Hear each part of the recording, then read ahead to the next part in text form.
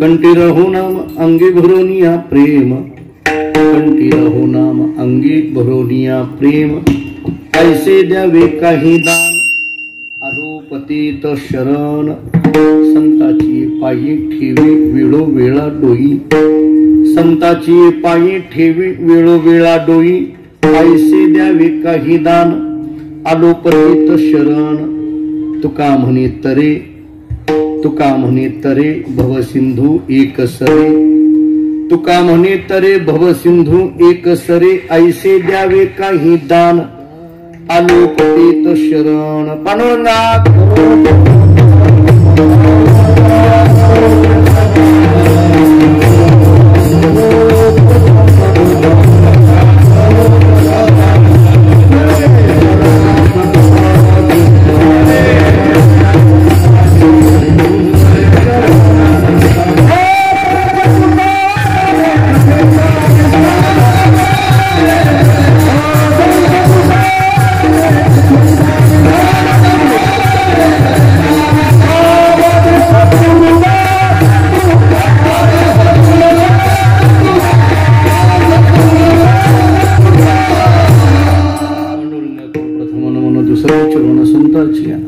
त्यांच्या कृपादाने कथेचा विस्तार बाबाजी सद्गुरुदास तुका मस्तकही पायावरी या वारकरी संताची आजीनी पंढरी सारिखाची आपला धामणगाव केला. वैकुंठाधिपती श्री विठ्ठल सखा सोयरा जोडीला, जो का भक्त विरक्त भूतळवटी विख्यात हा बोधला, त्या श्री संत सद्गुरुमान पूज चरणी साष्टांग मी घातिला. विठाला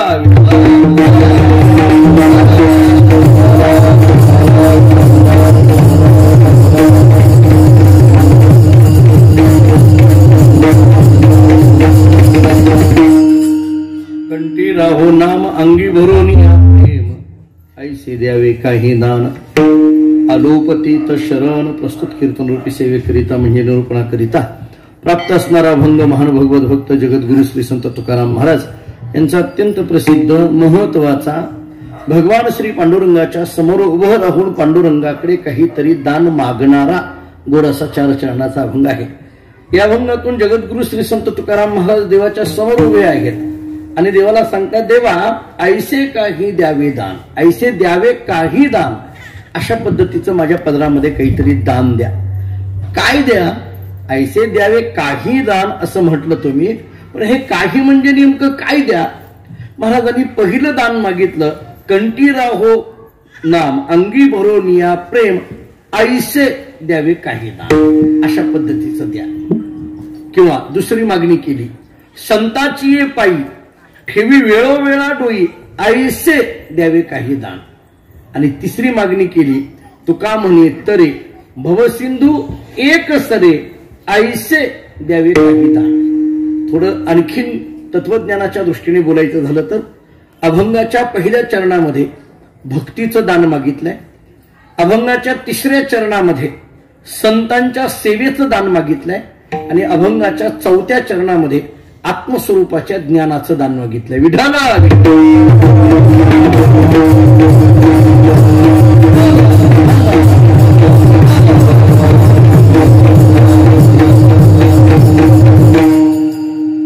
पवित्र भूमी या तळवडे नगरीमध्ये, त्रिवेणी नगरमध्ये भगवंताच्या कृपेने, साधू संतांच्या आशीर्वादाने विठ्ठल रुक्मिणी मंदिराच्या प्राणप्रतिष्ठा सोहळ्याच्या या वर्धापन दिनानिमित्त हा उत्सव प्रतिवर्षी या ठिकाणी संपन्न होतो आहे. या उत्सवामध्येच आज वैकुंठवासी महान भगवत भक्त पंडित तात्या यांच्या 20व्या पुण्यतिथीचा दिन माझ्याकडे गेल्या अनेक वर्षापासून ही सेवा आहे. आणि आपण संपूर्ण भालेकर परिवार, विशेष करून या परिवारावर प्रेम करणारी या परिसरातील अनेक भाविक भक्त, विशेष करून आळंदीतून असणारी उपस्थित सर्व पूजनीय महाराज मंडळी, या सर्वांच्या उपस्थितीमध्ये हा उत्सव संपन्न होतो आहे. आपल्या सर्वांच्या सद्भाग्याने आजच्या दिवशी माझे वडील सद्गुरू दादा सुद्धा आज कीर्तनाला या ठिकाणी उपस्थित आहेत. त्यांच्याही चरणी आरंभाला मी नतमस्तक होतो आणि आपल्या सर्वांच्याच कृपेने या अभंगाचा विचार करतो. विठ्ठल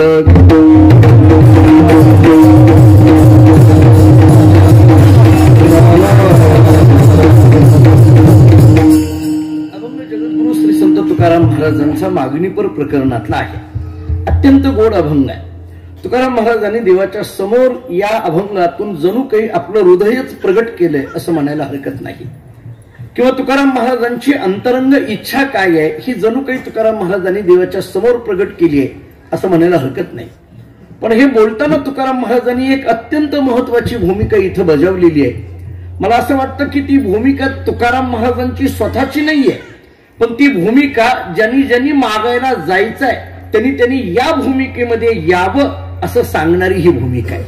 कोणती भूमिका? ऐसे द्यावे काही दान. याच्या पुढे फार महत्वाचं आहे, आलोपतीत शरण. हे महत्वाचं आहे. मला वाटतं की आलोपतीत शरण हे जरी तुकोबारायांनी म्हटलेलं असलं तरी हे तुकोबारायांचं नव्हे. तुकाराम महाराज म्हणजे आलोपतीत शरण एवढ्या सामान्य भूमिकेमध्ये तुकोबाराय नाहीये. परंतु याच्यातून तुकोबारायांना असं सांगायचं असेल की ज्याला ज्याला देवाच्या समोर जायचंय त्याने अगोदर आपल्या ठिकाणचं पातित्य कबूल करावं, मगच देवाकडे मागायला जावं. विठ्ठला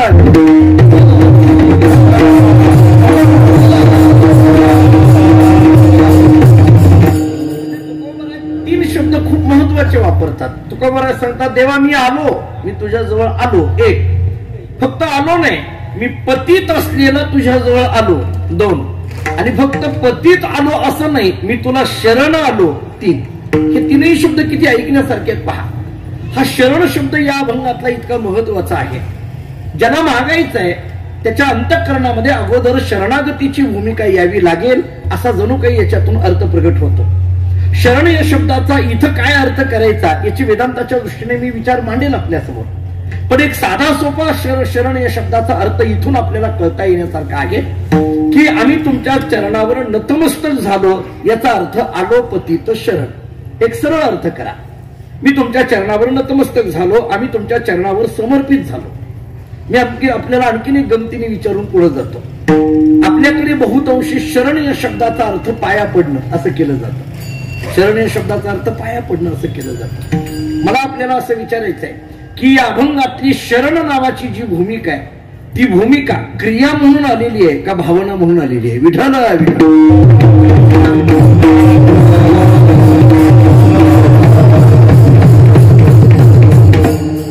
शरण ही शारीरिक क्रिया आहे का शरण ही मानसिक भावना आहे? मला या संबंधाने विचार मांडायचा आहे. शरण ही शारीरिक क्रिया म्हणायचं का?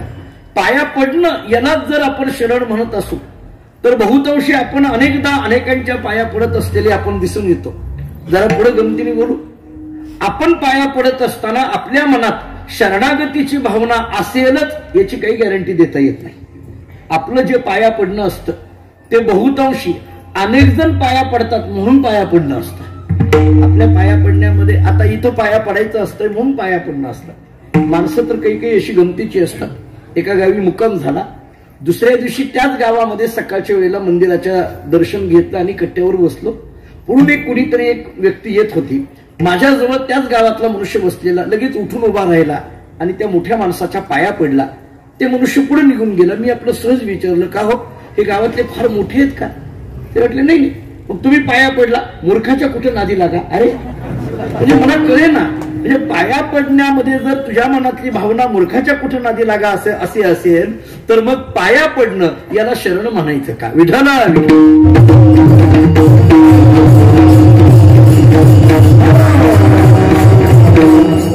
आणखीन आपल्याला गमतीने बोलतो. हे पाया पडणं इतकं गमतीचं असतं. आता आपण सगळीच पूजनीय मंडळी आहोत, सगळीच कीर्तनकार पूजनीय महाराज मंडळी आहेत. बऱ्याचदा आपल्याला असं घडतं की आता ही सगळी इतकी सगळे भाविक वर्ग आपल्याला बघत असतो. आपण काही प्रत्येकालाच ओळखतो अशातला भाग नाही, पण तुम्ही सगळेजण कमीत कमी गावात हे कीर्तनाला आलेले आहेत म्हणून चेहरा ओळखीचा असतो. आणि मग कुठंतरी देहूमध्ये आळंदीमध्ये वारीला गाठ पडते आणि माणसं अशी लांबून मोठ्याने जय हरी म्हणतात. आम्हाला मोठ्याने म्हणतात. आता ते जय हरी म्हणणं सुद्धा फार ठसक्यातलं असतं. वारीत आल्यावर सांगतो, आता नाही सांगता येणार. ते फार मोठ्याने म्हणतात.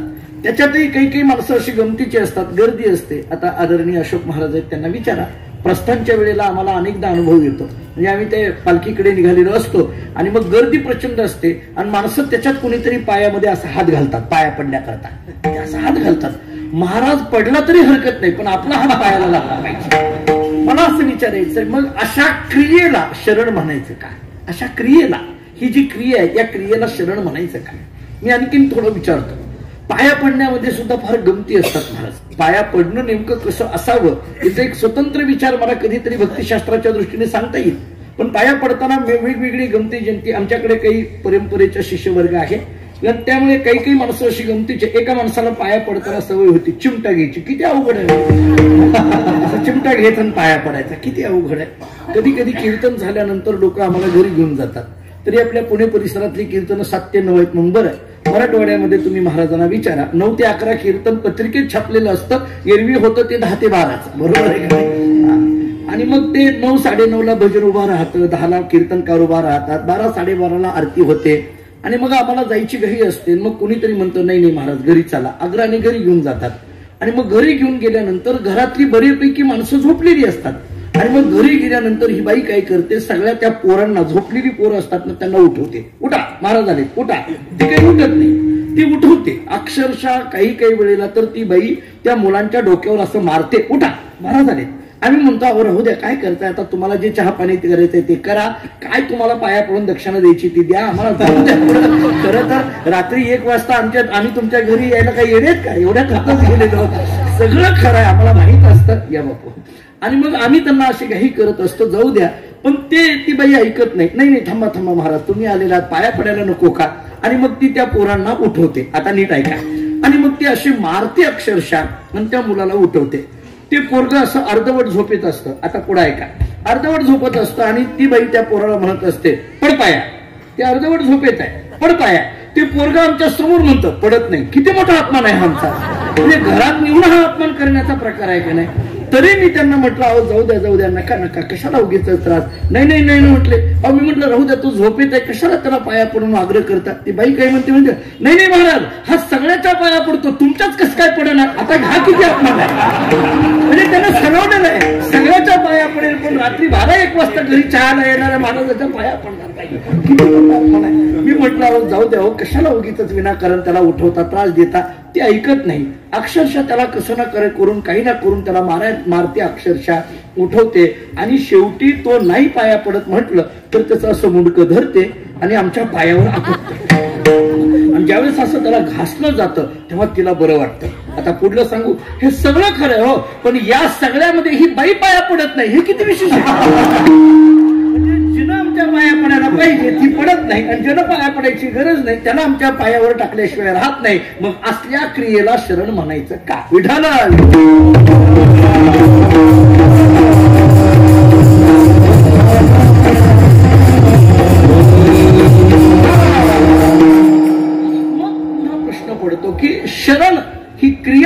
घ्यायची का भावना म्हणून घ्यायची. आणि म्हणून शरण या शब्दाकरता तुकाराम महाराजांनी एक शब्द फार गोड लिहिलाय पहा. तुकोबारांचे शब्द सांगतो म्हणजे कळेल. महाराज देवाच्या संबंधाने बोलतात. मन ओनी शरण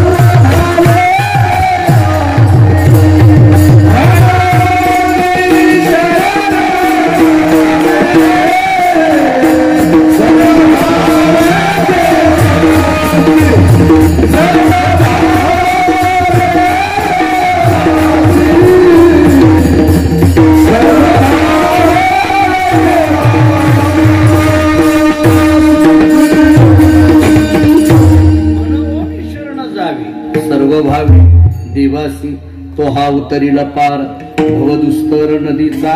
महाराजांनी शरण याच्या करता एक शब्द ठेवला. सर्व भावे देवासी. इथला जो भावे शब्द आहे का नाही याला थोडं अधोरेखित करा. म्हणून मी आपल्याला बोलत होतो शरण क्रिया म्हणून घ्यायची का शरण भावना म्हणून घ्यायची. इथला सर्व भावे या शब्दाकडे लक्ष दिलं तर आपल्या लक्षात येईल शरण ही अंतःकरणामध्ये निर्माण झालेली एक भावना आहे. लक्षात घ्या, शरण ही अंतःकरणामध्ये निर्माण झालेली भावना आहे. मी थोडं भक्तिशास्त्रातून सांगतोय, मी थोडं पुढे वेदांत शास्त्रातून मांडेल. आता ही शरीर अंतःकरणात निर्माण झालेली भावना म्हणजे नेमकं काय तर अंतःकरणात निर्माण झालेली विनम्रता हीच खरं शरणागतीचं अंग आहे. मनामध्ये निर्माण झालेली विनम्रता, मनामध्ये निर्माण झालेली आपल्या ठिकाणची निरअहंकारपणा हाच खऱ्या अर्थाने शरणागतीचा भाव आहे. महाराजांचे शब्द आहेत, नम्र झाला भूता तेने कोंडिले अनंता. आणि म्हणून ही विनम्रता शरणागती. शरणागती म्हणजे काय आपल्या अंतःकरणात निर्माण झालेली विनम्रता यालाच म्हणायचं शरणागती. विठाला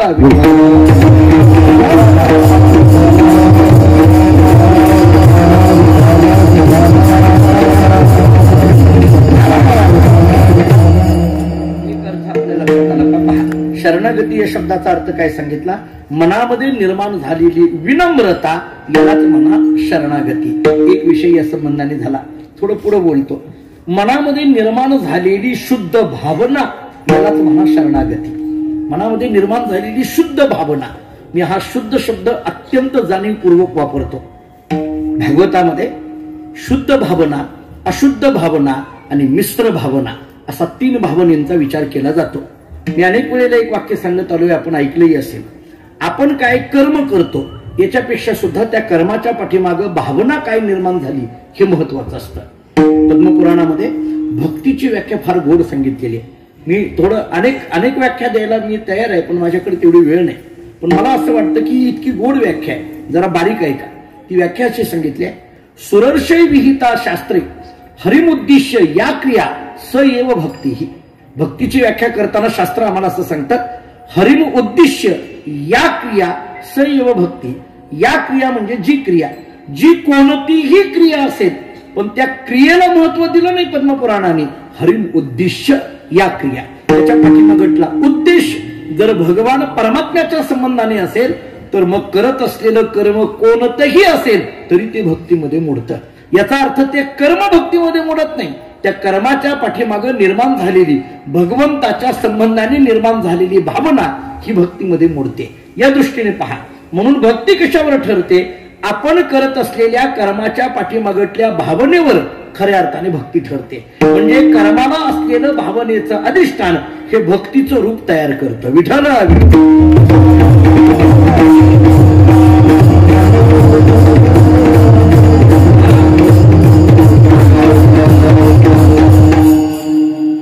कायद्यामध्ये सुद्धा एक वाक्य आहे, ऐका. हे झालं भक्तिशास्त्राचा दाखला.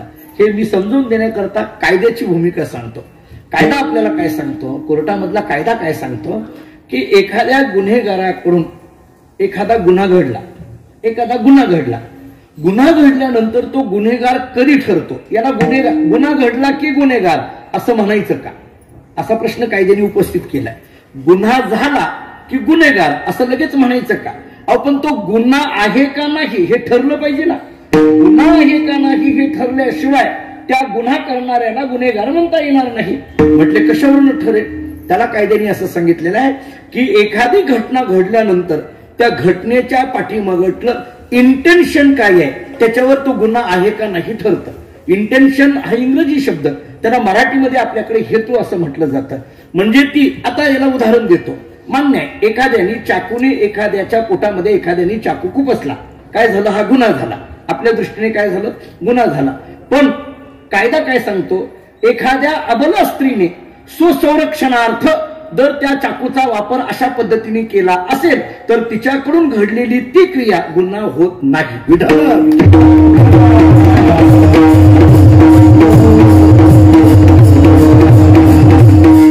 कारण काय आहे? कारण त्याच्या पाठीमागलं इंटेन्शन तपासलं जातं, त्याच्या पाठीमागला हेतू तपासला जातो आणि मग ते ठरवलं जातं. मी हे का सांगायला लागलो?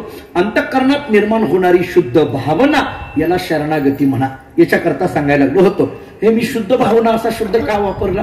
मी एकाला विचारलं, का हो तुम्ही तुमच्या गावामधले हे मोठे श्रीमंत दिसतात म्हटले, अनेक मोठ्या मोठ्या पद्धतीचा बंगला आहे, नोकर चाकर आहेत, सगळं आहे, फार मोठी व्यक्ती दिसते म्हटले तुम्ही.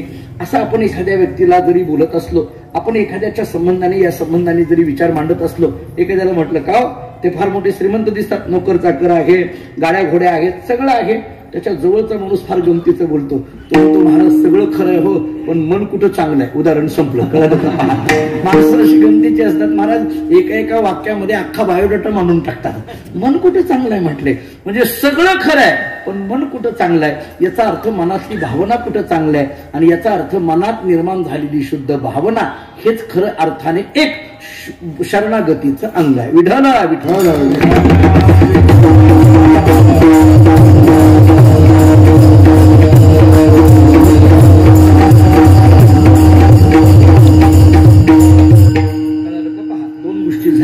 आणखीन एक बोलतो, बारीक आहे का? आपल्याला कुठंतरी नतमस्तक व्हावं असं मनामध्ये निर्माण होणारा जो विचार आहे ती सुद्धा एक पद्धतीची शरणागती आहे. आपल्याला कुठंतरी नतमस्तक व्हावं किंवा मला आता याच्यातून बाहेर पडायचं आहे ही निर्माण झालेली तळमळ सुद्धा शरणागतीचंच रूप घेते. माझं बोलणं कळतंय का? पहा, मला याच्यातून बाहेर पडायचं आहे हे वाटल्याशिवाय त्याच्यातून बाहेर पडता येत नसतं. मला याच्यातून बाहेर पडायचं आहे हे वाटावं लागतं. ही मनातली तीव्र तळमळ सुद्धा एक शरणागतीचं अंग आहे. आणि आपल्याला याच्याकरता ज्ञानोबारायांचा नेहमीच आंधळा पांगळा देऊन सांगून पुढे जातो. ज्ञानोबारायांची भाषा किती गोड आहे पहा. संसार दुःख मूळ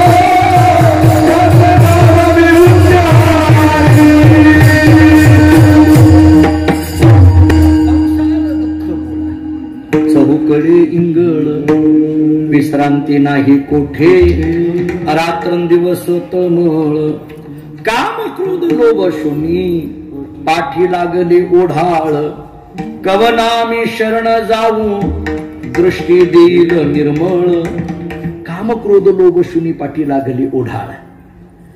ही आलेली अंतःकरणातली आपल्या ठिकाणी निर्माण झालेली या सगळ्या प्रापंचिक दुःखातून बाहेर पडण्याची तळमळ हे एक शरणागतीचं महत्वाचं अंग आहे. माझ्या पाठीमागे हे कामक्रोध लागलेले आहे. मी ज्याच्यात अडकलो तो दुःखाचं मूळ असलेला, विश्रांती नाही कोटे, रात्रंदिवस तळमळ असा आहे. आणि अशी स्थिती निर्माण होणं हे सुद्धा एक शरणागतीचं महत्वाचं अंग आहे. ऐका, मी काय काय आतापर्यंत बोलून आलो. अंतःकरणात होणारी विनम्रता याला शरणागती म्हणा. अंतःकरणात निर्माण झालेली शुद्ध भावना याला शरणागती म्हणा. आपल्याला याच्यातून बाहेर पडावं अशी निर्माण झालेली तीव्र तळमळ याला शरणागती म्हणा. मी ज्ञानेश्वरीचा दाखला देऊन पुढे जातो. ज्ञानोबांनी फार गोड व्याख्या केली. मी म्हणून म्हटलं की तुम्हाला टप्प्याटप्प्याने बोलत असताना याच्यापेक्षा एक विलक्षण व्याख्या ज्ञानोबांनी केली. ज्ञानोबांनी केली म्हणजे काय, भगवान श्रीकृष्णाने अर्जुनाला सांगितले, अर्जुना शरणागती कशाला म्हणायचं, नीट ऐक. पै आपुलेनी भेदेविन माझे जाणी जे जे एकपण, तयाचे नाव शरण मज येणे गा. ज्ञानोबा काय बोलतात पहा. आपुलेनी भेदेविन माझे जाणी जे जे एकपण, तयाचे नाव शरण.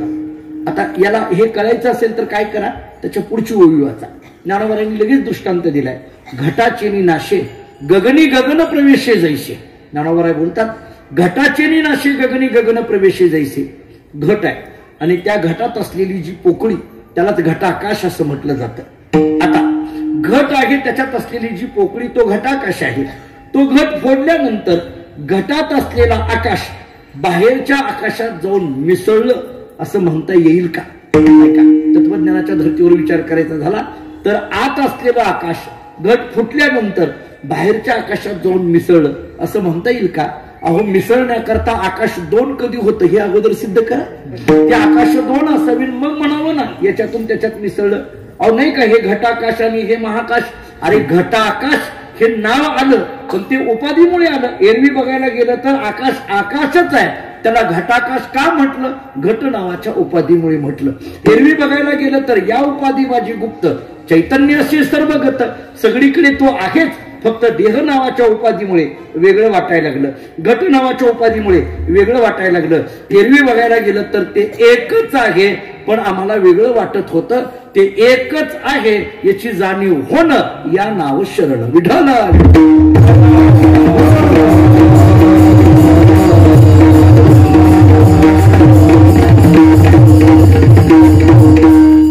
अनेक वेळेला एक दृष्टांत देत असतो. सकाळची वेळ आहे, माणसं फिरायला जातात. आपल्याकडे त्याला मॉर्निंग वॉक वगैरे म्हणतात. आणि तेव्हा फिरायला जातात. मग ते एक मनुष्य फिरायला गेला, फिरून घरी आला. घरी आल्याबरोबर आंघोळ करावी का नाही, पण ते नाही, पेपर वाचत बसला. अलीकडे माणसं आंघोळच लवकर करत नाहीत. का करत नाहीत म्हणजे लवकर करत नाहीत, करतच नाही असं नाही म्हणत मी, खरं तर तसंच आहे, पण म्हणायचं कसं आता. अलीकडल्या काळामध्ये अवघड आहे सगळीकडे. पूर्वी आता जुनी मंडळी इथं बसलेली आहेत. भालेकर परिवारामध्ये अत्यंत जुनी अण्णा समोर आहेत. ही सगळी मंडळी पुढे आहेत. या जुन्या काळातल्या मंडळींना विचारा. पूर्वी सकाळी 8-8:30 जरी एखाद्याच्या घरी गेलो तरी स्नान संध्या सगळं होऊन अगदी भाकरी बांधून ते पुढच्या सगळ्या शेतातल्या कामाला अमुक तमुक निघालेली असायचे. आता अलीकडल्या काळामध्ये नाही, फार अवघड परिस्थिती. आणि मग तो घरून आल्यानंतर बसला पेपर वाचत. चष्मा होता, पेपर वाचत बसला. पेपर वाचत बसल्याबरोबर दोघच नवरा बायको घरामध्ये. ती बिचारी माय माऊली स्वयंपाकघरात काम करत होती आणि हा बसला पेपर वाचत. पेपर वाचत होता तेवढ्यात कुणाचा तरी फोन आला. फोन आल्याबरोबर त्यांनी काय केलं, डोळ्यावरचा चष्मा वरती ठेवला आणि फोन कानाला लावला. 5-10 मिनिटं काय बोलायचंय ते बोलला. आणि फोन बोलून झाल्यानंतर पुन्हा पेपर हातात घेतला. चष्मा कुठे आहे, चष्मा सापडेल ना. तिकडे तिकडे शोधायला लागला, चष्मा कुठे आहे, चष्मा कुठे आहे बघायला लागला. आणि मग शेवटी आपल्याला भेटत नाही म्हटलं की माणसाचा एक स्वभाव असतो, बायकोला हाका मारतात. म्हणजे आपल्याला चष्मा भेटत नाही म्हटल्यानंतर त्यानं बायकोला हाका मारायला सुरुवात केली. तो म्हणायला लागला, काय ग काय ग, मोठ्याने ओरडायला लागला. ती बिचारी माई माऊली स्वयंपाकघरात काम करत होती. हा फारच ओरडायला लागला. म्हटल्यानंतर ती आल्यानंतर आता स्वयंपाकघरात काम करत असल्यामुळे ती बेलनं घेऊनच आली, मारायला नाही, चपात्या करत होती. येता येता ती घेऊन आली. आल्याबरोबर तिने विचारलं, का हो का लागलात ओरडायला? म्हटले सकाळी मला किती कामं असतात आणि उगीच बसल्या बसल्या काय ग म्हणाला. झालं काय? तर म्हटलं काही नाही, माझा चष्मा हरवला, तेवढा तू चष्मा कुठं बघितला का सांग. आता तिनं बघितल्याबरोबर लक्षात आलं चष्मा कुठे आहे. तिला माहित होतं हे आपले महाशय किंवा महाभाग कसे आहेत हे माहित होतं. 40 वर्षाचा संसार वाया जाणार नाही. तिला बघितलं आणि तिनं बघितल्यानंतर एकच वाक्य वापरलं. ती म्हटली, का हो तुम्हाला थोडं तरी डोकं आहे का? जरा तरी डोकं आहे का? एवढंच वापरलं, जरा तरी डोकं आहे का? एरवी खरं बघायला गेलं तर हे वाक्य ऐकूनच आम्ही डोक्यावरचा फेटा घेऊन बाहेर पडतो. ही गोष्ट नाही. खरं बघायला गेलं तर हे वाक्य ऐकूनच आम्ही बाहेर. तिने विचारलं, तुम्हाला जरा तरी डोकं आहे का? याला राग आला. तो म्हटला, काय वेड्यासारखं बोलते, मला डोकं आहे का? एवढं मोठं डोकं आहे की म्हणून त्यानं असा हात केला. एवढं मोठं डोकं आहे. उदाहरण संपलं. कळालं का आता काय झालं? हाताला काय लागला? चष्मा. आता चष्मा लागल्याबरोबर तो म्हणायला लागला, मिळाला मिळाला मिळाला असं म्हणायला लागला. मला आपल्या सगळ्या इथं उपस्थित कीर्तनाला बसलेल्या भाविकांना विचारायचं आहे, मिळाला मिळाला असं म्हणायला लागला. मला सांगा, चष्मा हरवला होता का? नाही. मग मिळाला का? अरे पहिल्या प्रश्नाचं उत्तर धाडसानं दिलं तुम्ही. पुन्हा एकदा विचारतो, तुमच्या घरचं सांगत नाही, काळजी करू नका, मोकळ्या मनाने बोलत चला कीर्तनामध्ये. मी विचारलं, चष्मा हरवलाय का? नाही. मग मिळाला काय? हरवलाच नाही म्हणता तर मिळाला म्हणायचा विषय येतोय का? मग जर मिळाला नाही तर मग हा मिळाला असं का म्हणायला लागला? हरवला असला पाहिजे. ज्या अर्थी हा मिळाला म्हणतो त्या अर्थी हरवला हे मान्य करावं लागेल. नाही हरवला कुठला? त्याच्या जवळच होता ना. मग हा मिळाला कसा काय म्हणायला लागला? याला वेदांताने एकच उत्तर दिलेलं आहे, हरवला नाही पण हरवला आहे असं वाटायला लागलं म्हणून मिळाला असं म्हणावं लागलं. विधाला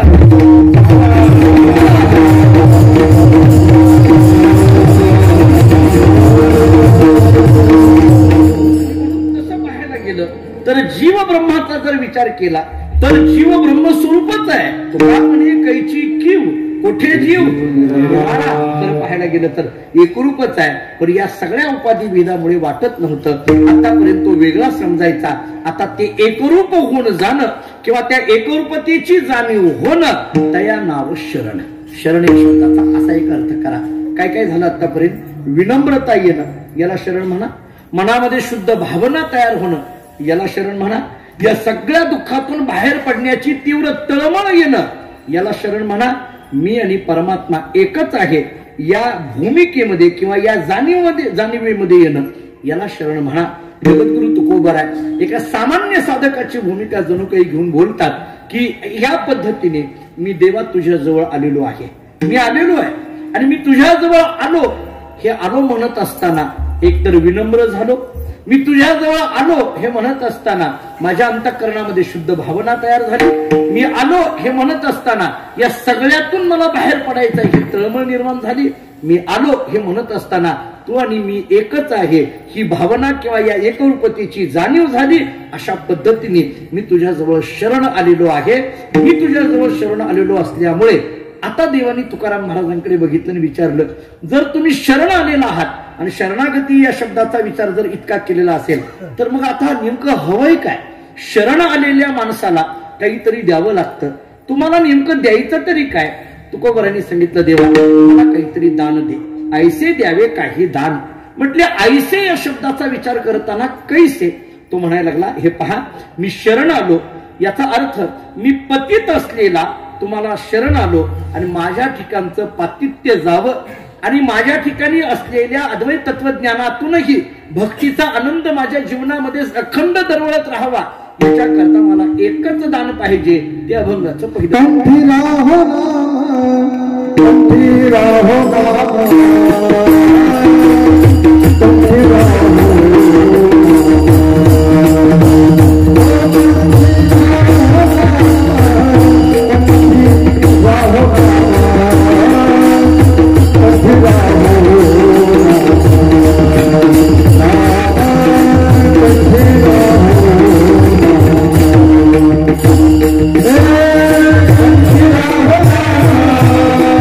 Thank you.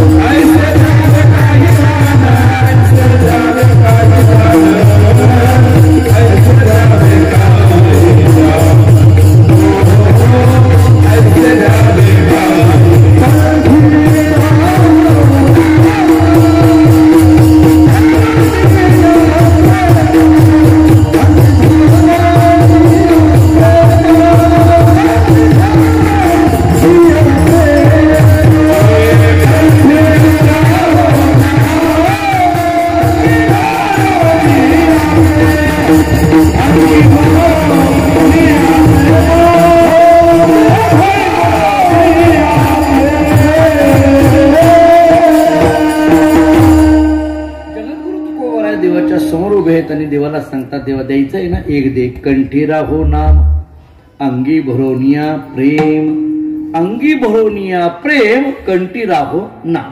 अन्वय करताना असा करा. याचा अर्थ माझ्या कंठामध्ये येणाऱ्या नामाला अधिष्ठान कशाचं आहे? प्रेमाचं. या नामाला अधिष्ठान आधार कशाचा आहे? प्रेमाचा. आता प्रश्न असा आहे की हे कंठी राहो नाम असं का म्हटलं? मुळात नाम या शब्दाचा तरी विचार नेमकं काय करायचा? महाराजांनी नामाचाच विचार एवढा या अभंगामध्ये का केला? मी अनेक वेळेला गमतीने म्हणत असतो, महाराजांनी हेच मागणं का केलं? नामाचंच मागणं का केलं? बाकीची मागणं महत्वाची नाहीयेत का? किंवा इतर साधनं महत्वाची नाहीयेत का? समजा महाराजांनी असं म्हटलं असतं, कंठी राहो नाम, याच्याऐवजी असं जर महाराजांनी म्हटलं असतं, हाती यावे कर्म अंगी भरून या प्रेम, जमतंय की? त्याला काय अडचण आहे? हाती धरून या कर्म अंगी भरून या प्रेम म्हणायचं, कर्म शब्द आणायचा, किंवा मनी असो निया ज्ञान घालायचं. काय अडचण आहे? कर्म घातलं नाही, ज्ञान घातलं नाही, योग घेतलं नाही, नामच का घेतलं? बरं असं घातलं तर अडचण काय? बरं ते त्याला अडचण नाही. बरं असं जर म्हणत असाल, नाही नाही ते चालीत बसत नाही, असं कसं बसत नाही? काही बसतं याला काय अडचण आहे? काही बसतं याला काय म्हणजे अडचण काय? याच्यात काळात बसत नाही, बसतंय. विचारा यांना, मला तर फार माहिती नाही, महाराजांना विचारा, रामहरी महाराजांना विचारा, काय अडचण आहे? अडचण कुठे आहे बघा. महाराज असं बोलत नाही, कर्माचा विचार मांडत नाही, ज्ञानाचा विचार मांडत नाही, योगाचा विचार मांडत नाही. महाराज नामाचाच विचार का मांडतात? महाराजांनी मागणी करताना नामाचीच मागणी का करावी? मला थोडा अभ्यास कमी असेल, पण मी जेवढा काही गाथ्याचा विचार थोडा माझ्या समोर मांडला, तर महाराजांनी कर्म ज्ञान योग या साधनांपेक्षा सुद्धा अधिक पटीने ज्या साधनाचा पुन्हा पुन्हा उल्लेख केलाय ती केवळ आणि केवळ नाम आहे. असं का असेल? याचा अर्थ इतर साधनांना महत्व नाहीये का? ऐका, इतर साधनांना महत्व नाहीये का? आहे ना. जर महत्व नसेल तर मग भगवंतांनी तरी अर्जुनाला कर्मयोग ज्ञानयोग सांगायची काय गरज पडली? जर गीता मला कर्मयोग ज्ञानयोग हठयोगाचा विचार अष्टांग योगाचा विचार सांगत असेल तर इतर साधनांनाही कुठंतरी महत्व आहे. मग इतर साधनांना महत्व असेल तर महाराजांनी केवळ नामनावाच्या साधनाचा विचार का केला? इतर साधनांचा विचार का केला नाही? मी जे बोलतो ते पुढे ऐका. खरं तर इतर साधनं महत्वाची आहेतही आणि इतर साधनं महत्वाची नाहीतही. आता ही महत्वाची आहेत कधी आणि महत्वाची नाहीत कधी? इतर साधनांना किंमत कधी येईल आणि इतर साधनांना किंमत कधी येणार नाही? जरा पुढे ऐका. काही वेळेला आपण म्हणतो का नाही, अहो यांना महत्व आहेही आणि यांना महत्व नाही. काही माणसं गमतीने बघतात. आता माझ्यापेक्षा जाणती मंडळी, आपण कुटुंबातली मंडळी आहात. कुटुंबामध्ये सुद्धा काही माणसाला काही वेळेला महत्व असतं, काही माणसाला काही वेळेला महत्व नसतं. काही माणसं तेवढ्याच कामा करता आलेली असतात. कधी काही लोकांना महत्व येतं बघा. आता तुमच्या पुणे परिसरात कसं आहे मला माहित नाही. आमच्याकडे त्या एखादा अंत्यविधीच्या वेळेला ते दहन करायचं असतं का नाही, ते कसे चिता रचायची, ते काय सांगायचं, याच्याकरता काही विशिष्ट माणसं गावात ठरलेली असतात. मी तर म्हणतो ती अवतारितच पुरुष असतात असं मला हरकत नाही. बघा तुम्ही, जर आपण काही मध्ये नाही ती त्यांना कळते की एरवी त्याला कुणी किंमत देत नाही, पण मेल्यानंतर मात्र त्याला किंमत येते. त्याला शोधून आणा, ते त्याला कसं करायचं ते त्याला माहित असतं. म्हणजे कधी किंमत असते आणि कधी किंमत नसते. तसं इतर साधनांना किंमत कधी आहे आणि इतर साधनांना किंमत कधी नाही. मी एक आपल्याला दोहा सांगून पुढे जातो. दोहा फार गोड आहे. तुलसीदास जी ने एक ठिकाणी असं सांगितलंय, राम नाम को अंक है सब साधन है सुन, राम नाम को अंक है सब साधन है सुन, अंक गए कछु हात नहीं अंक रहे 10 गुण.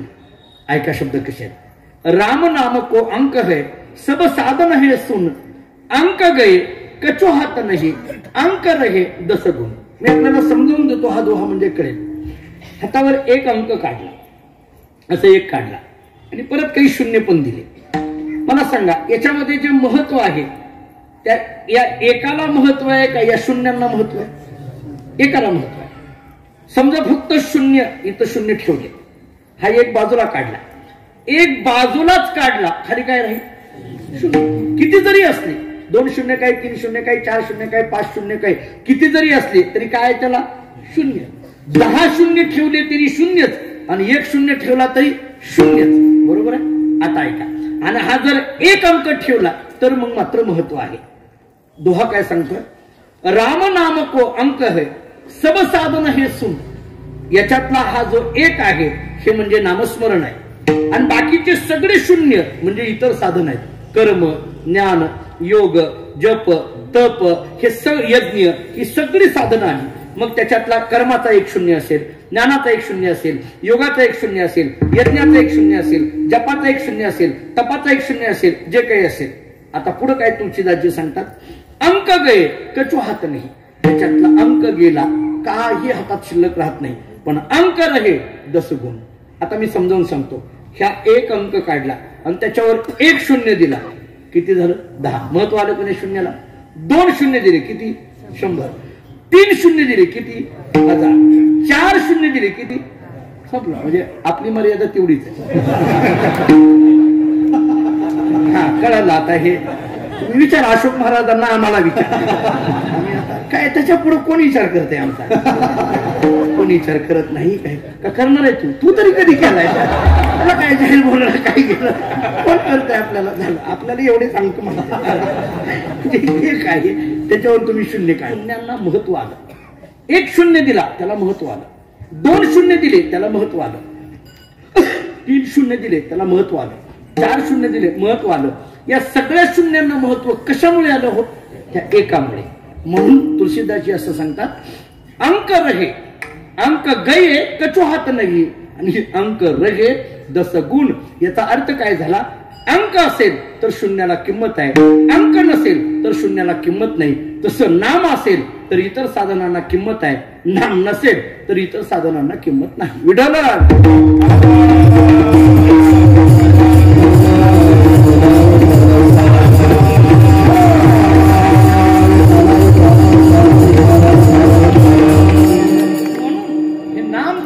हे इतकं अत्यंत सर्व साधनांपेक्षा सुद्धा श्रेष्ठ असल्यामुळे कंटीरा हो नाम असा एक विचार केला असेल. कबीर महाराजांचा एक हिंदीमध्ये दोहा आहे. आता तुलसीदासजीचा सांगितला, आता कबीरजींचा सांगतो. फार गोड दोहा आहे. त्याने असं सांगितलंय की ठिकाणी, पढ़ने की हद समझना है, पढ़ने की हद समझना है, समझने की हद ज्ञान है, ज्ञान की हद हरि नाम है, यह सिद्धांत उरान. अशी भाषा आहे. आता तो सगळा दोहा पटवून देण्या इतकी जरी आपल्याकडे वेळ नसली तरी त्याचा फक्त साधा अर्थ सांगून पुढे जातो. पढ़ने की हद समजना है. पढ़णं या शब्दाचा अर्थ वाचणं. हे वाचण्याची मर्यादा, हद या शब्दाचा अर्थ मर्यादा. कुठपर्यंत? समजण्यापर्यंत. वाचायचं कुठपर्यंत? समजण्यापर्यंत. एखादा विद्यार्थी गुरुजींना म्हणतो, गुरुजी समजेना. गुरुजी म्हणतात वाच. तो म्हणतो समजेना. गुरुजी म्हणतात वाच. शेवटी तो विद्यार्थी गुरुजीला म्हणतो कुठपर्यंत वाचू? गुरुजी म्हणतात समजेपर्यंत वाच. बरोबर आहे? वाचायचं कुठपर्यंत? समजेपर्यंत. म्हणजे पढ़ने की हद समजना है. आता पुढे ऐका, समझने की हद ज्ञान है. कबीरजी सांगतात हे समजणं जे आहे याची मर्यादा कुठपर्यंत? ज्ञान होईपर्यंत. जोपर्यंत ज्ञान होत नाही तोपर्यंत समजण्याची क्रिया थांबत नाही. समजण्याची क्रिया थांबते कधी? जेव्हा ज्ञान होतं. बघा, एखादी वक्ते आपल्याला समजावून देत असतात, बघा हे समजलं का, हे समजलं का. सरते शेवटी आपल्याला एखादी विशिष्ट अशा पद्धतीची अवस्था येते की आपण खालून बसून म्हणतो, हा आता आलं लक्षात, लक्षात आलं, याचा अर्थ त्याचं ज्ञान झालं. म्हणजे या समजण्याची प्रक्रिया कुठपर्यंत आहे? ज्ञानापर्यंत. आता पुढे सांगतात ज्ञान की हद हरिनाम आहे. हे ज्ञान मनामध्ये आलं मान्य आहे, पण हे कुठपर्यंत? हे ज्ञान आपल्या ठिकाणी जे आहे त्या ज्ञानाची अनुभूती किंवा या ज्ञानाची मर्यादा कुठपर्यंत? कबीरजी सांगतात जोपर्यंत मुखामध्ये नामस्मरण येत नाही तोपर्यंत. एकदा मुखामध्ये नामस्मरण आलं की ज्ञान संपून जातं, म्हणून कंठी राहो नाम. विठ्ठल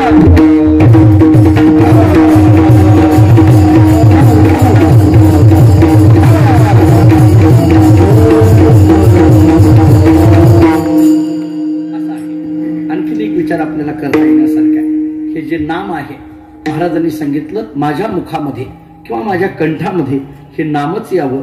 याचं कारण असं आहे, कारण याच नामाने नामी स्वरूपाला प्राप्त होता येतं. जरा पुढे सांगतो इतर साधन स्वस्वरूपापर्यंत घेऊन जाणार नाहीत अशातला भाग नाही, पण त्या इतर साधनांमध्ये काही ना काहीतरी उणीव आहे. नाम हे असं एक साधन आहे की जे साधन सहजगत्या माणसाच्या मुखामध्ये येऊ शकतं आणि त्या स्वस्वरूपाच्या ठिकाणी घेऊन जाऊ शकतात. नाम घेण्याकरिता नाम येण्याकरिता अन्य साधनाची अपेक्षा नाही. एका वाक्यात उत्तर देतो, नीट ऐका.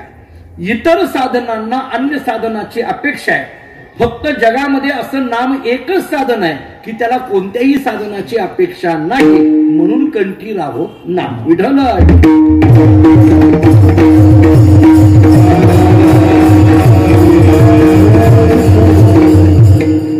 अवच्छेदकाच्या भाषेत बोलतो, जास्त वेळ घेत नाही, एक एक मुद्दा मानून पुढे जातो. अन्य साधन अनपेक्षत्व अवच्छेदकाने कंठी राहो नाम एक. मोक्ष प्रापकत्व अवच्छेदकाने कंठी राहो नाम दोन.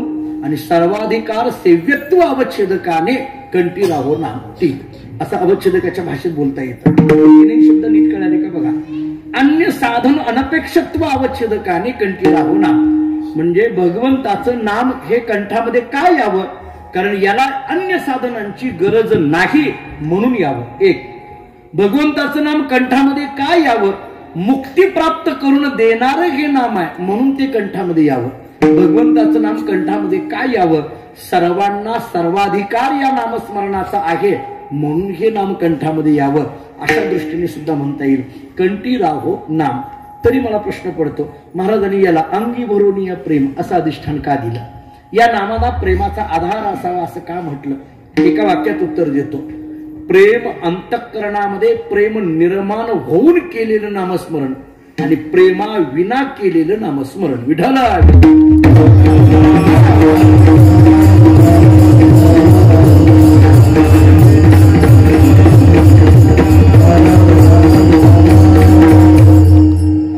अगदी सगळ्यांच्या नेहमीच्या पाठातला एकच तेवढा प्रेमाविन भजन. बरोबर आहे, अशी जी महाराजांची भाषा आहे प्रेमाविन भजन. जर भजनामध्ये प्रेम नसेल तर ते नाकाविन मोती सारखं आहे. बरोबर आहे का नाही? आता ते सगळे दृष्टांत सांगत बसत नाही. याचा अर्थ त्या भजनाला प्रेमाचं अधिष्ठान, हे प्रेमाचं अधिष्ठान नाम आधार असावा म्हणजे तरी नेमकं काय? अंगी भरोनिया प्रेम असं म्हटलं म्हणजे नेमकं काय? अंगामध्ये प्रेम भरून टाकायचं म्हणजे काय? मला कधी कधी प्रश्न पडतो, आपण माझ्यापेक्षा जाणती मंडळी आहात. मुळात माझा प्रश्न असा आहे की प्रेम म्हणजेच नेमकं काय, याची व्याख्या काय? देवर्षी नारद मुनींनी भक्तिसूत्रामध्ये तर असं सांगितलंय अनिर्वचनीयम प्रेम स्वरूपम. नारद भक्तिसूत्र आम्हाला सांगतात प्रेम अनिर्वचनीयम, त्याला बोलताच येत नाही. दृष्टांत दिला मुकास्वादनवत. मुका मनुष्य आहे, त्याला साखर खायला दिली आणि त्याला विचारलं कशी लागली. आता त्या मुक्याला काय सांगावं ते ना, ते मुका आहे, त्याला गोडीचा अनुभव आला मग त्याला सांगता येत नाही. नात्राया सांगतात किंवा अन्य अनेक संतांच्या वचनातून आपल्याला कळतं प्रेमही सांगता बोलता दाविता अनुभव चित्ता चित्त झाले. त्यामुळे प्रेम हे बोलता येत नाही. ऐका महाराजांचे शब्द आहेत, प्रेम सांगता येत नाही, प्रेम बोलून दाखविता येत नाही. जरा जाहीर बोलू. एखाद्याने जर म्हटलं माझं तुझ्यावर फार प्रेम आहे, नक्की ओळखायचा हा टोपी घालायचा कार्यक्रम आहे. मी माझं पदार्थ बोलत नाही ना, महाराज सांगतात ना प्रेम नाही सांगता बोलता दाविता अनुभव चित्ता चित्त झाले. साहित्यामध्ये एक रूपक केलाय. मला तो संस्कृत श्लोक पूर्णतः नाही लक्षात येणार, पण तो रूपक सांगून पुढे जातो. असं केलंय की एका खोलीमध्ये एक दिवा आहे. ऐका, त्या खोलीमध्ये तो दिवा आहे आणि तो दिवा पेटलेला आहे, प्रज्वलित आहे, प्रकाशित आहे. तो खोलीतून तो दिवा उचलला आणि उंबऱ्यावर आणून ठेवला आणि मोठ्याने वारा आला. काय झालं? विझून गेला. आता नीट ऐका, जोपर्यंत हा दिवा खोलीत आहे तोपर्यंत पेटलेला आहे आणि उंबऱ्यावर आणून ठेवला की विझून गेला. पुन्हा एकदा विचारतो, आत आहे तोपर्यंत पेटलेला आहे आणि उंबऱ्यावर आणून ठेवला की विझून गेला. तसा प्रेम नावाचा दिवा हृदयात आहे तोपर्यंत पेटलेला आहे, या उंबऱ्यावर आणून ठेवला की विझून गेला. म्हणून अंगी भरून या प्रेम विठला.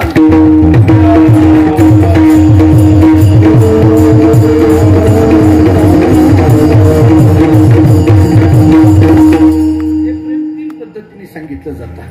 वात्सल्य प्रेम, सख्य प्रेम आणि परमप्रेम म्हटलं जातं. नारदांनी भक्तिसूत्रामध्ये भक्तीचं पहिलंच लक्षण केलंय, सा तस्मिन परमप्रेम रूपा. परमप्रेम म्हणजे काय? निष्काम प्रेम. नारदांचं भक्तिसूत्रातलं सूत्र आहे का? सा न कामयमाना निरोध रूपत्वात. जिथं कामना नाही असं जे प्रेम आहे त्याला निष्काम प्रेम म्हटलं जातं, परमप्रेम म्हटलं जातं. आता हे परमप्रेम कुणी कुणावर कसं केलं याचा जर दाखला ऐकायचा असेल, सगळा वेळ घेत नाही, पण एकच ओवी घरी गेल्यानंतर ज्ञानेश्वरी उघडा, 4थ्या अध्यायातली एकच ओवी अर्जुनाच्या संबंधातली वाचा. तू प्रेमाचा पुतळा, भक्तीचा जिव्हाळा, मैत्रीची चितकळा धनुर्धरा. मित्र, अनेकदा असं म्हटलंय, अर्जुनाचं इतकं चांगलं वर्णन महाभारताने सुद्धा केलं नाही तेवढं गोड वर्णन आमच्या ज्ञानोबारांनी केलं. ज्ञानोबारांनी मात्र अर्जुनाला इतक्या उंचीवर नेऊन ठेवलं. अरे अर्जुना, तू कोण आहेस? प्रेमाचा पुतळा आहे, भक्तीचा जिव्हाळा आहे, मैत्रीची चितकळ आहे, असा तो अर्जुन आहे. याचा अर्थ परमप्रेमाचा आविष्कार म्हणजे अर्जुन आहे असं म्हणा.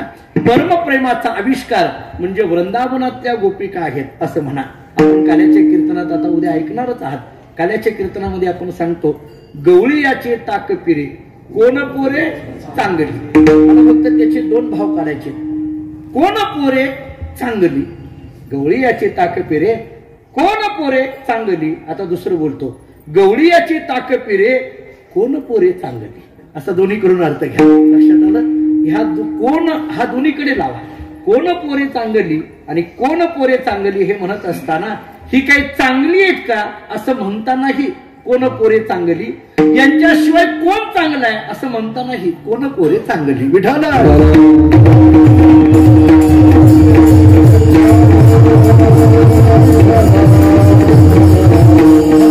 सगळं कशावर आहे? अंगी भरून या प्रेम. अंगी भरून या प्रेम, ऐसे द्यावे काही दान, आलो पतित शरण विठोबा.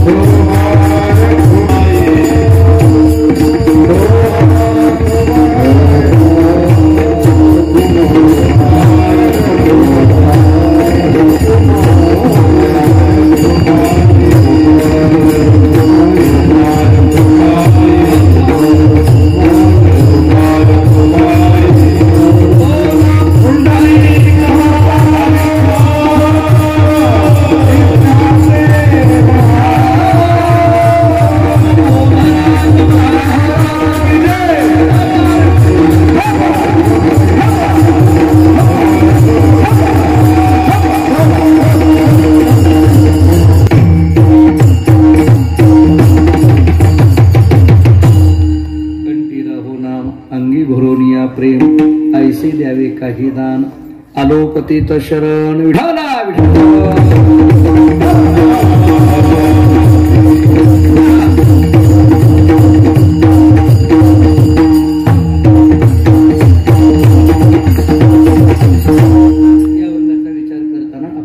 चरणाचा विचार करून आलो. महाराजांनी जी मागणी मागितली त्या मागणीचा विचार करताना कंठी राहो नाम अंगी भरोनिया प्रेम ऐसे द्यावे काही दान. जगद्गुरु सांगतात देवा आमच्या पदरात दान टाकायचं आहे ना, तुला असं दान टाक. कैसं दान टाक? कंठी राहू नाम आणि अंगी भरोनिया प्रेम. आमच्या कंठामध्ये भगवंताचं नाम असावं आणि अंगामध्ये आमच्या भगवत प्रेम भरलेलं असावं, असं दान आमच्या पदरामध्ये टाक. आलो पतित शरण. एवढ्यावर महाराज थांबत नाहीत. महाराज सांगतात संताची पायी ठेवी वेळोवेळा डोई.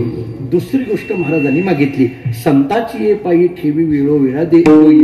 महाराज सांगतात देवा दुसरं एक महत्वाचं दान मला तुला मागायचं आहे. म्हटले काय? हे जे मस्तक आहे ना हे केवळ आणि केवळ संतांच्या चरणावर अखंड नतमस्तक व्हावं, होता यावं.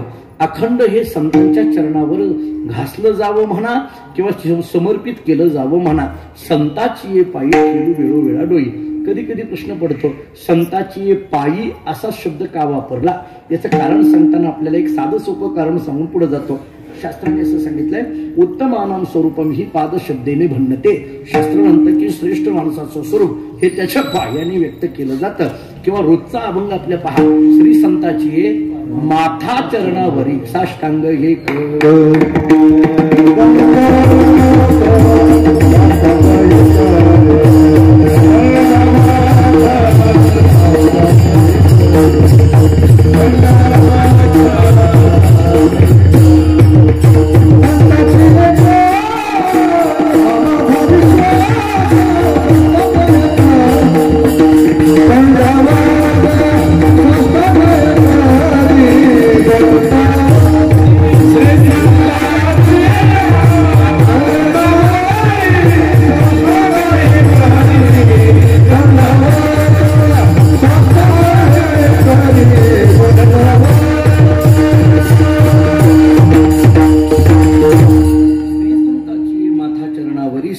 हे करी दंडवत संताची पायी ठेवी वेळोवेळा डोही. महाराज सांगतात माझं जे डोकं आहे ते केवळ आणि केवळ संतांच्या चरणावर अखंड राहावं. आता हे बोलत असताना संतांच्या चरणाला आलेलं जे महात्म्य आहे ते याच्यातून काय नेमकं प्रगट होतं. आपण रोज एक अभंग म्हणतो पहा, संत चरण रज लागता सहज वासनेचे बीज जळून जाय. ऐका, संतांच्या पायाखालच्या मातीला जर इतकं महत्व आहे तर संतांच्या पायाला किती महत्व असेल. विठ्ठला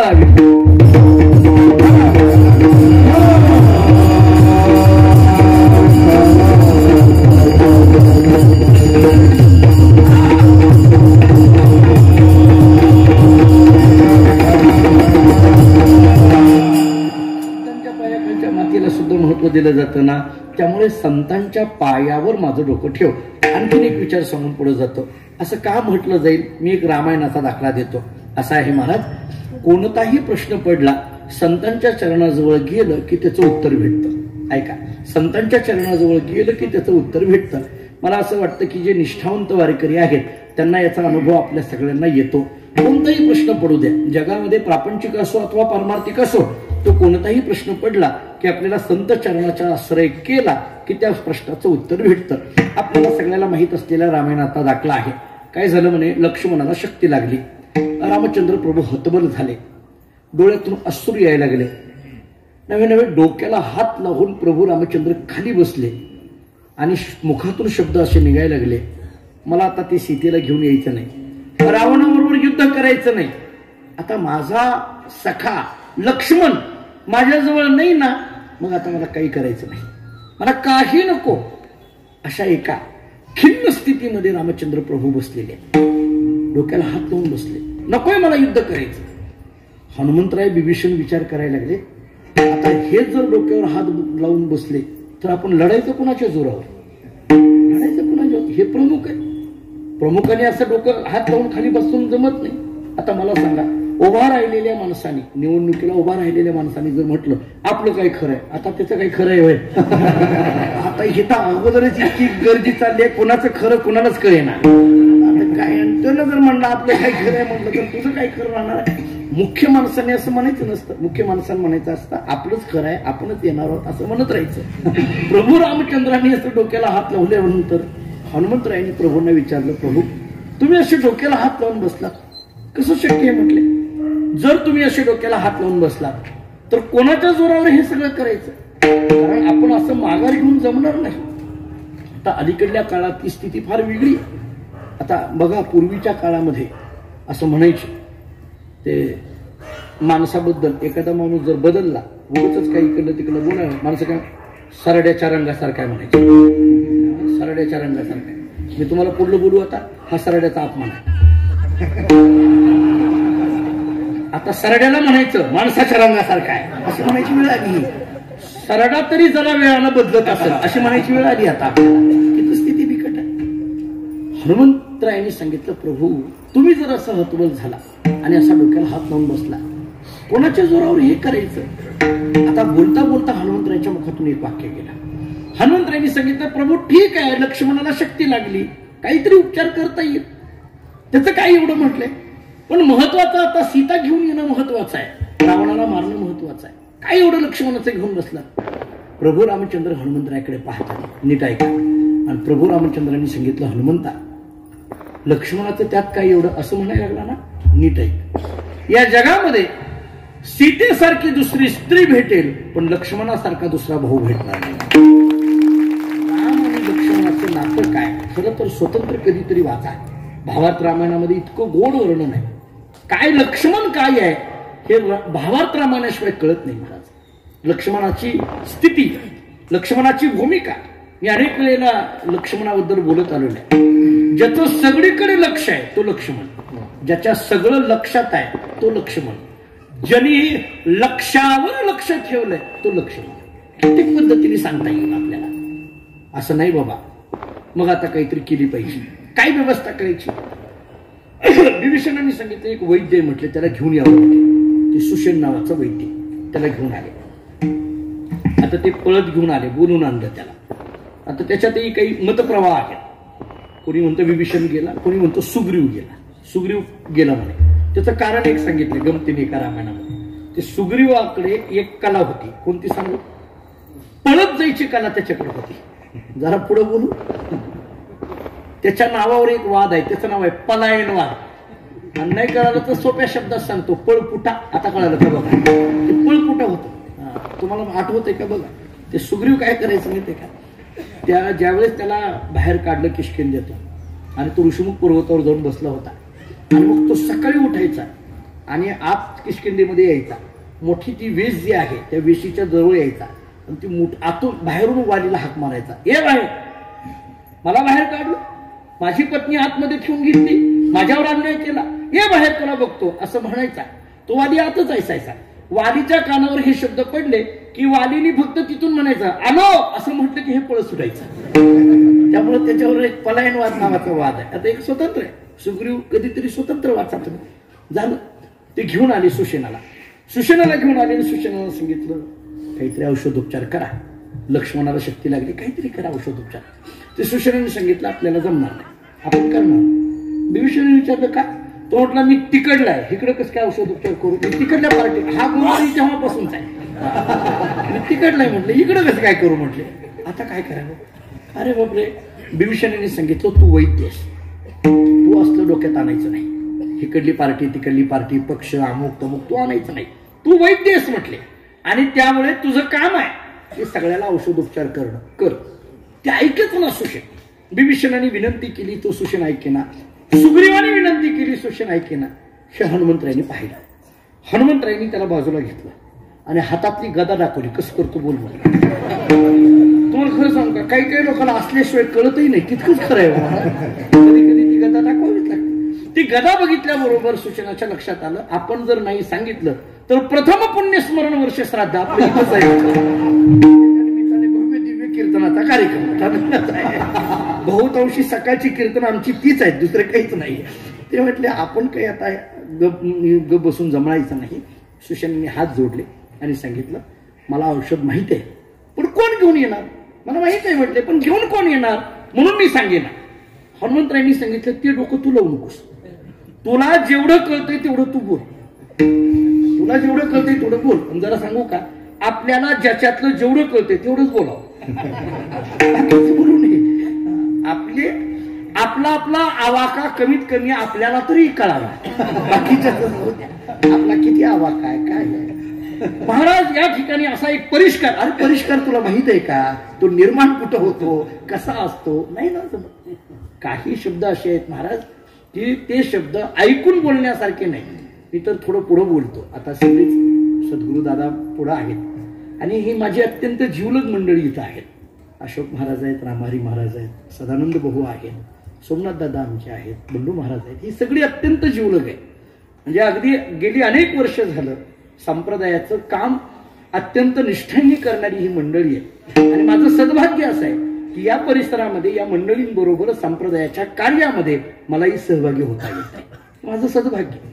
म्हणजे मी या जागेबद्दल अनेकदा बोललो, विठ्ठलांना इथं आहेत, मी अनेकदा बोललो की मी पुणे परिसरामध्ये पहिलं कीर्तन हे या विठ्ठल रुक्मिणी मंदिराच्या समोर केलेलं आहे. पहिलं योगायोगाने या सगळ्या मंडळींची, म्हणजे मला तर आज जाहीर सांगायला अशोक महाराजांची माझी पहिली भेट इथंच झालेली आहे. अशी काही माणसं या भूमीने मला जोडून दिली, ती अत्यंत संप्रदायातली निष्ठेची माणसं. विकलो तो सेवे जीवे एका भावे एकविध या न्यायाने चालणारी ही सगळी माणसं. पडता जडभारी नेमा न टळे निर्धारे या नियमाने संप्रदायाचं तत्व सांभाळणारी आपण सगळी मंडळी आहोत. त्यामुळे अंतःकरणातल्या गोष्टी स्पष्ट पद्धतीने बोलायला कुठलाही संकोच मला इथं वाटत नाही. कारण याच भूमीतून आज गडसिंग बापू आमचे हजर आहे.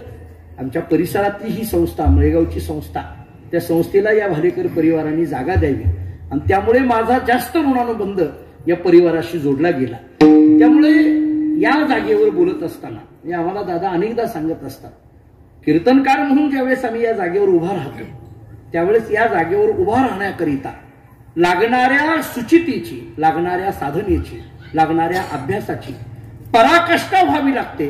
तेव्हा कुठंतरी या जागेवर उभा राहून जगाला सांगण्याचा अधिकार येतो.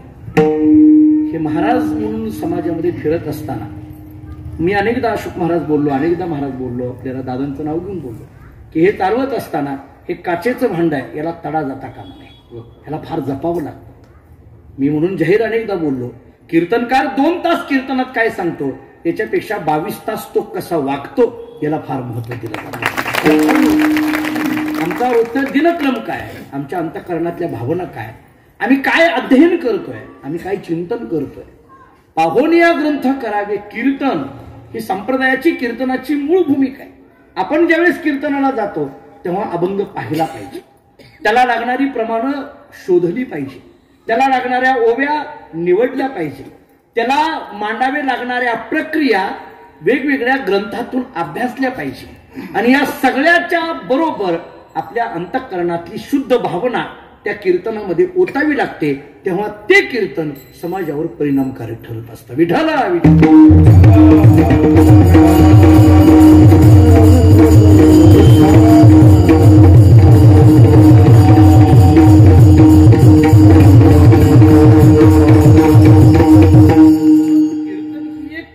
आपण केलेल्या साधनेची उत्स्फूर्त प्रतिक्रिया म्हणजे कीर्तन असतं. आपण कुठून तरी काहीतरी कुणाचं तरी ऐकलंय, पाठ केलंय, जसेच्या तसं मांडलं, याला कीर्तन नाहीत म्हणत. त्याच्यामध्ये एक सगळ्यात महत्वाचा असतो तो आपल्या अंतःकरणातला शुद्ध भाव, समाजाच्या विषयी असलेली तळमळ. आणि एखादा विषय समाजाच्या समोर मांडत असताना तो विषय अगोदर मला समजला पाहिजे, मग समाजाच्या समोर मांडता आला पाहिजे. इंग्रजीमध्ये एक शब्द आहे पहा. आम्ही कॉलेजमध्ये असताना प्राध्यापकाचं काम करत असताना मी क्लास ज्यावेळेस घेत होतो, शिकवत होतो, माझ्याकडे फिलॉसॉफी, सायकोलॉजी आणि लॉजिक असे 3 विषय होते. तेव्हा ठीक आहे, नाही आज तास चांगला झाला, अमुक झालं तमुक झालं. पण एखादा तास आपला कधी चांगला झाला हे कधी म्हणायचं, ज्याला इंग्रजीमध्ये ओन सॅटिस्फॅक्शन असं म्हटलं जातं, स्वसमाधान. आपण सांगत असलेलं गोष्ट किंवा आपण सांगितलेलं चिंतन जेव्हा आपल्याला समाधान देतं तेव्हा ते खऱ्या अर्थाचं चिंतन असतं. आपल्याला समाधान दिलं पाहिजे. बाकी बऱ्याचदा किती लोकांनी आपलं कौतुक केलं, किती लोकांनी चांगलं म्हटलं, याला काही महत्व नाही समाजामध्ये. बऱ्याचदा आपण कीर्तन झाल्यानंतर लोक प्रतिक्रिया दिल्या जातात, पण त्या प्रतिक्रिया चांगल्या म्हणून दिलेल्या चांगल्या भावनेनेच असतात असं नसतं, त्या अशा नसतात असं नसतं. पण त्यामुळे येणाऱ्या समाजाच्या प्रतिक्रियांपेक्षा सुद्धा आपल्या अंतःकरणातली प्रतिसाद आपल्या अंतःकरणाचा काय आहे. आपल्यालाही अनुभव अनेकदा आपण आज आता अलीकडल्या काळामध्ये आदरणीय महाराज अनेक ठिकाणी कीर्तन सेवेच्या निमित्ताने जात आहेत. आपण सगळी कीर्तन सेवा करणारी मंडळी आहात, भाऊ आहेत. तर आपल्यालाही जाणवत असेल की आपण ज्यावेळेस एखादा विषय मांडतो आणि तो विषय कधी कधी आपल्याला इतकं समाधान देऊन जातो. मी जरा थोडं जाहीर बोलतो, तुम्ही त्याच्यानंतर किती आमची व्यवस्था करता, ती व्यवस्था सुद्धा त्या आंतरिक समाधानापुढे अगदीच तुटपुंजी असते. इतकं ते समाधान उंचीचं असतं महाराज, इतकं ते उंचीचं समाधान असतं. आणि त्या उंचीपर्यंत घेऊन जाण्याकरिता, त्या समाधानाच्या उंचीपर्यंत जाण्याकरता ज्याची गरज असते त्या नाम साधना आणि अभ्यास. विठ्ठल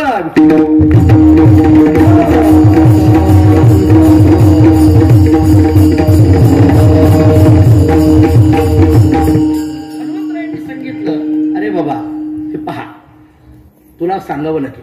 तो म्हटलं सांगतो, पण कोण घेऊन येणार? तू तिची काळजी करू नको, मी ते बघतो. काय सांगा औषध? द्रोणागिरी पर्वतावर जावं लागेल आणि संजीवनी नावाची ती वल्ली घेऊन यावी लागेल. सूर्योदयाच्या अगोदर आणावी लागेल. हनुमंतरायांनी सांगितलं काही हरकत. हनुमंतराय गेले, पर्वतावर गेले. मी अनेक वेळेला सांगत असतो, त्या पर्वतावर गेल्यानंतर त्यांना ते औषध सापडलं नाही, म्हणून तो पर्वतच उचलला, असं आम्ही लहानपणापासून ऐकत आलो. आमच्याकडे गावाकडे, आता पुणे परिसरात काय पद्धत आहे मला माहित नाही, आमच्याकडे परिसरात एक पद्धत आहे, एकाने ओवी वाचायची आणि दुसऱ्याने अर्थ सांगायचा. त्याला पोथी म्हणतात आमच्याकडे, रामायणाची पोथी. बघा मराठवाड्यात तर जास्तच पद्धत आहे आपल्याकडे. एकाने ओवी, त्याच्यात फार गंमत असते महाराज. त्यातल्या त्यात ते ब्रह्मपत्र जर आलं ना, त्याचे ते सांगणारे ते पण अवतारीतच पुरुष असतात असं म्हणायला हरकत नाही.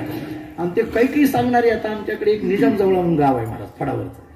मी दादांबरोबर लहानपणी अनेकदा, आजही तिथं जातो आणि मी दादांना सहज विचारलो, कधी जा त्या गावात रामायण चालू असतं. दादांना म्हटलं, अहो म्हणलं मी गेली 10-15 वर्ष झालं तुमच्याबरोबर येतोय, या गावात रामायण कसं काय रोजच असतं? ते म्हणले, तुझं काही घेऊन बसला? म्हणले, मी लहानपणापासून बघतो रोज रामायण. तुम्ही कधी घ्या जा त्या गावात. आता आमच्या भागातली काही मंडळी इथं आहेत, त्यांना माहिती आहे संध्याकाळी 7 ते 8 रामायण असणार म्हणजे असणार. एक वाचायला बसणार, एक सांगणार. मग कोणी असो ऐकायला, नसो, कोणी असो नाही तर नसो.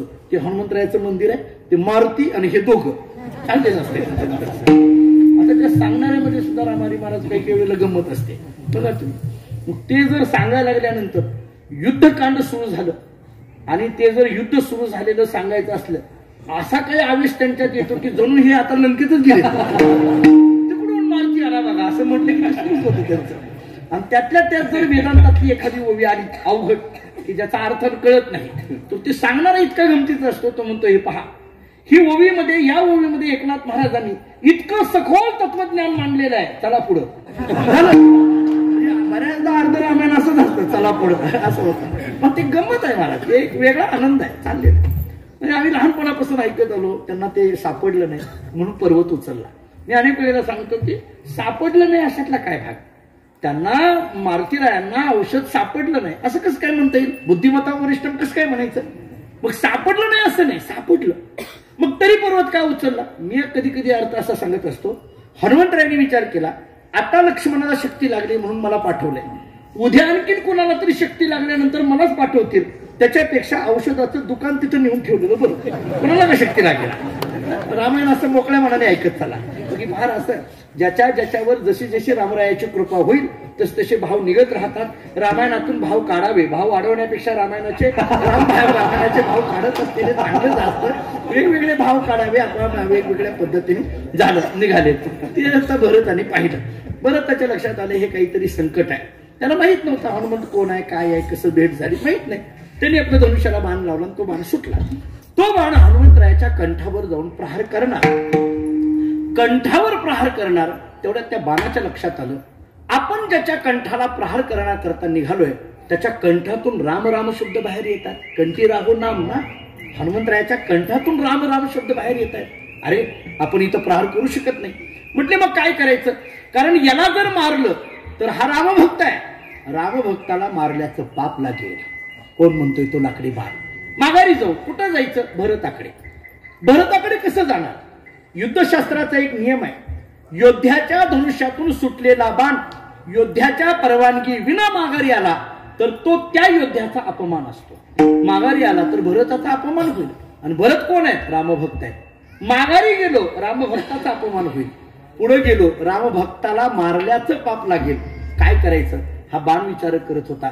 मग त्या बाणाच्या लक्षात आलं, भारतीय संस्कृती अशी सांगते कोणताही प्रश्न पडला संतांचे पाय धरा, कोणताही प्रश्न पडला संतांचे पाय धरा. आणि म्हणून तो बाण हनुमंतरायाच्या चरणाकडे जातो. भावार्थ रामायणामध्ये हे सगळा उल्लेख आहे. हनुमंतरायाच्या चरणाकडे जातो, नव्हे नव्हे हनुमंतरायाच्या अंगठ्याला स्पर्श करतो, पाया पडतो आणि तो बाण असा हनुमंतरायाला खाली ओढायला लागला.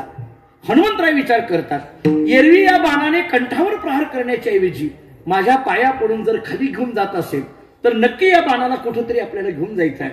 आणि म्हणून त्या बाणाच्या बरोबर हनुमंतराय खाली येतात आणि हनुमंतरायाची भरताची गाठ पडते. पुढचा सगळा अनर्थ टळतो. याच्यातून काय शिकायचं, कोणताही प्रश्न पडला की संतांच्या चरणाकडे गेलं की त्याचं उत्तर भेटतं. म्हणून तुकोबारा देवाला सांगतात, देवा मला काय दे, संताची पायी ठेवी वेळोवेळा तोई, ऐसे द्यावे काही दान, आलो पतित शरण. सरतेश्वरी महाराज सांगतात, देवा एक काम कर, माझ्या जीवनामध्ये असं दान दे, हा तरुण जाईल अभंगाचं शेवटचं. तुका मने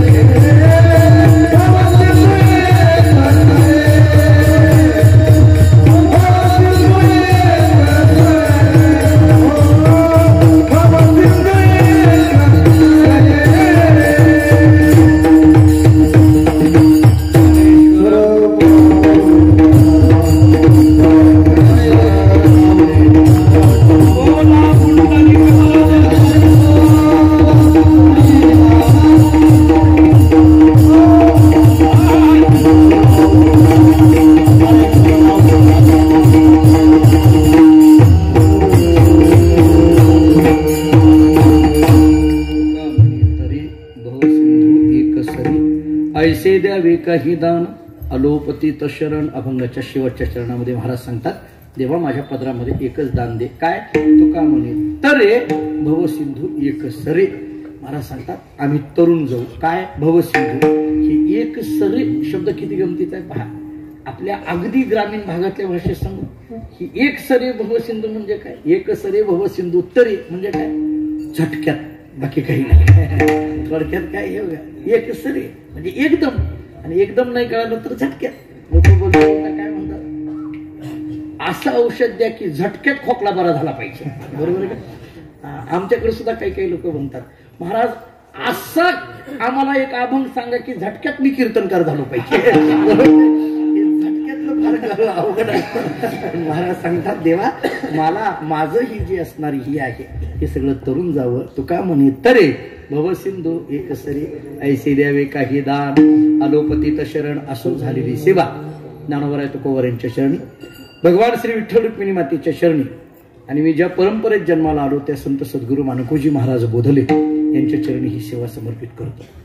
आपण सगळेजण या परिवारावर आणि या उत्सवावर प्रेम करणारी असंख्य भाविक भक्त या भालेकर परिवाराचे सगळे नातेवाईक असतील किंवा यांनी जोडलेली जी काही अत्यंत प्रेमाची माणसं असतील ती सगळी या उत्सवाच्या निमित्ताने आज या मंडपामध्ये या ठिकाणी उपस्थित आहेत। आपल्या सर्वांच्या चरणी नतमस्तक होत असताना विठ्ठल रुक्मिणी मंदिराचा हा वर्धापन दिन तथा वैकुंठवासी आमचे पंडितरावजी यांच्या पुण्यस्मरणाचा दिवस असा दोन्ही उत्सव या उत्सवामध्ये या ठिकाणी साजरे केले जातात। जगद्गुरु तुकोबारांच्या या गाथ्यावर असेल तुकोबारांच्या परंपरेवर असेल नितांत श्रद्धा असणारे हे घर आहे किंवा आपल्याला आपण जगद्गुरु तुकोबारांच्या विजेला आपण या मंदिरामध्ये किंवा देहूमध्ये आपण असताना या परिवारामध्ये अनेक वेळेला कीर्तनाच्या किंवा अन्य सेवेच्या निमित्ताने सम्मिलित झालेलो आहोत। असाच हा उत्सव या ठिकाणी होत राहावा एवढ्या भावना या ठिकाणी व्यक्त करतो। बाकी सगळ्यांचे नामोल्लेख करण्यामध्ये वेळ घेत नाही पण आपल्याला माहित आहे की या परिवाराचं आणि व्यक्तिशः माझं बोधले महाराजा कुटुंबियांचं काय नातं आहे हे आपल्या सगळ्यांना माहीत आहे। म्हणजे बहुतांशी पुणे परिसराला सुद्धा माहीत झालेलं आहे की जयवंत महाराज कुठं असतील तर राहुलच्या घरी तिथं शोधावे लागेल। म्हणून माझं आणि राहुलचं हे जे नातं आहे हे जरी गुरु शिष्याचं नातं असलं कारण या घराने सद्गुरु दादांकडून गुरुमंत्र घेतलेला असल्यामुळे हे जरी आमच्या शिष्य परंपरेतली जरी घर असलं तरी अत्यंत जीवलग अशा पद्धतीचं या परिवाराशी माझं नातं आहे। त्यामुळे पुन्हा एकदा या परिवारावर ज्ञानोबा तुकोबर यांची अखंड पद्धतीची कृपा राबत राहावी एवढ्या भावना या ठिकाणी व्यक्त करतो। पुनश्च एकदा ही सेवा भगवत चरणी ज्ञानोबा तुकोबर यांच्या चरणी मी ज्या परंपरेत जन्माला आलो त्या मानकोजी महाराज बोधले यांच्या चरणी ही सेवा समर्पित करू याच ठिकाणी थांबू। विठ्ठल जय